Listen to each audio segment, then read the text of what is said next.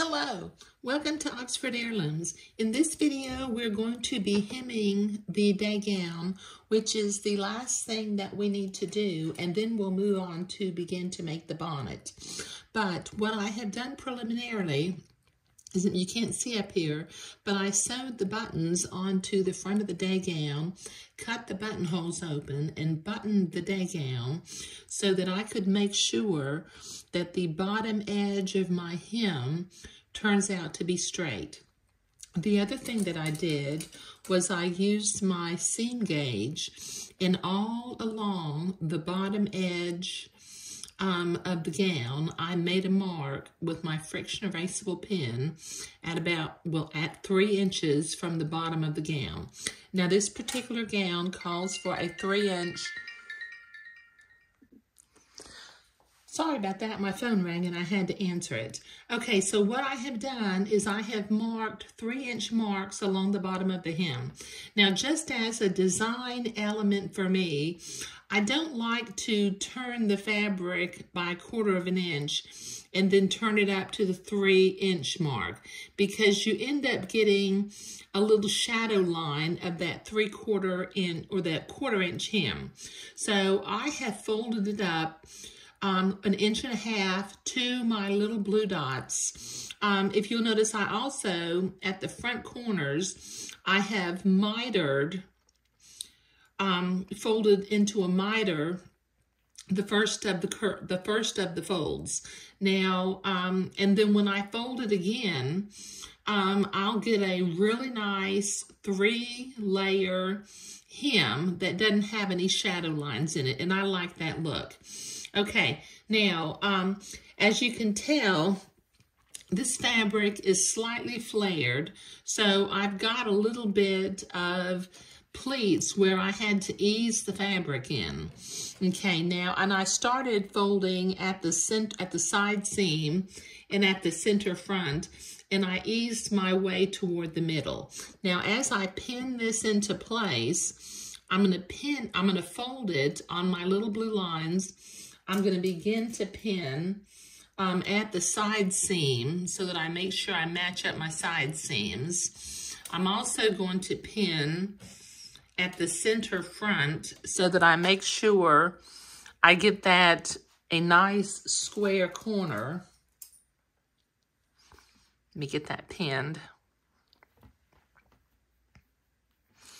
And then I will begin to ease my fabric into place. Once again, I'll have to create a couple of little tucks just to ease the fabric in, because, like I said, the gown does flare.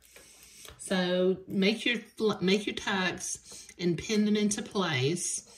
And I can see my little blue marks kind of through the fabric, but since it's a friction erasable pen, those marks, they will be on the hemline and they will disappear once I sew them into place or hem them into place. Okay, now from the back of the day gown, bring the back over here.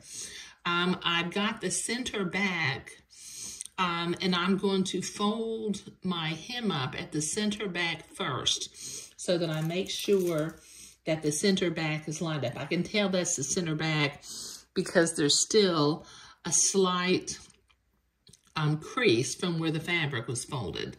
And then once again, between the side seam and the back of the gown, I'm going to ease the hem into place.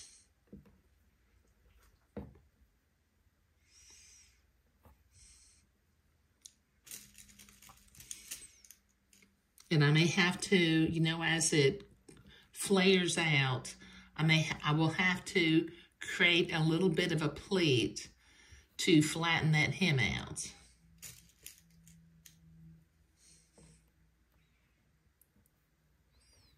Okay, now I'm going to repeat this process starting from the other center front and pin this into place. But I'll do this off camera. I will start by folding it up at the side seam and lining up my side seam. folding up my center front and lining up my center front, and then ease it into place in the middle. But I'll be right back. Okay, now I'm ready to start hemming with a needle and thread. Okay, now this is the side that actually has the buttonholes and the hand embroidery. So I'm going to bring my needle inside the facing, and so that my knot will be inside of the facing. Got a pin. Hold on a second. There we go. And I'm going to begin to do tiny whip stitches along the bottom of the hemline. I generally do hem stitches rather than invisible stitches, but if you like to do invisible stitches, you can do that. Just make your stitches real tiny, about 3/16 of an inch, so that you get a nice smooth hem, but no bigger than 1/4 of an inch if you can help it. I've been doing this for so long that I just have an eye for how big to make my stitches. Now notice I'm not sewing that end down because that's going to show in the front, and I don't like to see even invisible stitches at the very front of the gown.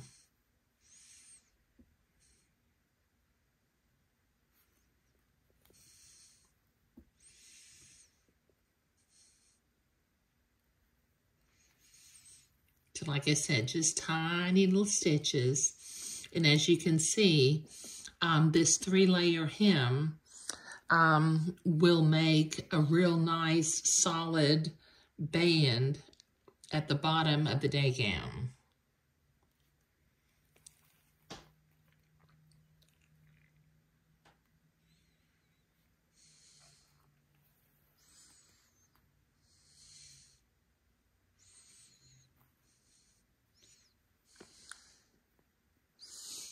Okay, this will take me a little while to get all this hand sewing finished, so I'll be right back. Okay, I have finished hand hemming, and as you can see, this makes a lovely solid color with no shadow of a 1/4 inch fold way to create a hem.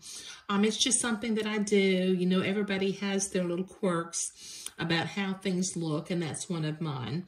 Now, I need to go to the ironing board because I folded this hem up and pinned it, but I did not press it.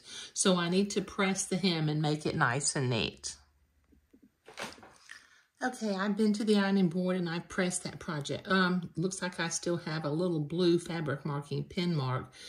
So I'll need to kind of inspect this garment with my little distilled bottle of my bottle of distilled water, because I spray them away, but sometimes they don't go away completely, and I need to give them a second spray. Okay, so in the next video, we will begin to work on the bonnet to go with this day gown. But in this video, we were hemming the gown up. It has a 3-inch hem, and what I did was I folded it up 1.5 inches and then another 1.5 inches so that we have a solid hem band without a little shadow of seeing a 1/4 inch fold. Thank you.